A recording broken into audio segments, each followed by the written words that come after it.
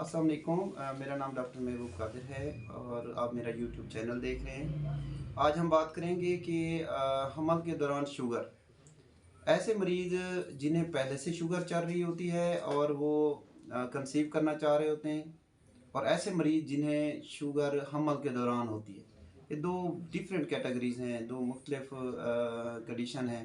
तो इसमें मैं अपने मरीज़ों को ये बताना चाहूँगा, ऐसे मरीज़ जिनको पहले से शुगर चल रही है, उन्हें चाहिए कि वो अपने मालिज से राब्ता रखें, अपनी शुगर को अच्छा कंट्रोल करके फिर कंसीव प्लान करें।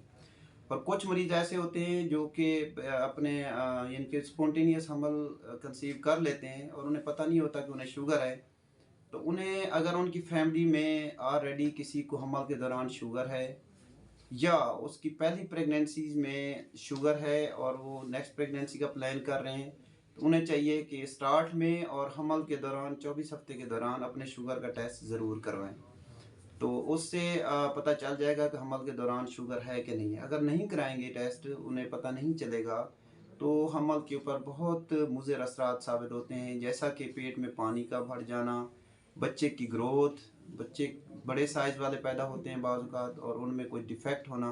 ये सारे मसाइल हैं जो कि शुगर की वजह से हामिला ख़वातीन में हो सकते हैं।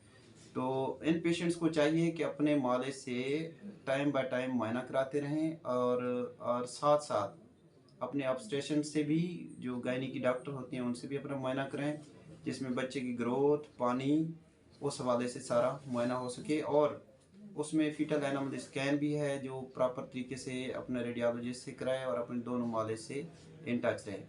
और शुगर के हवाले से उसमें कुछ वैल्यूज़ बड़ी टाइट कंट्रोल रखना होता है, जैसे कि खाली पेट उसमें 99 और खाने के बाद मैक्सिमम 140।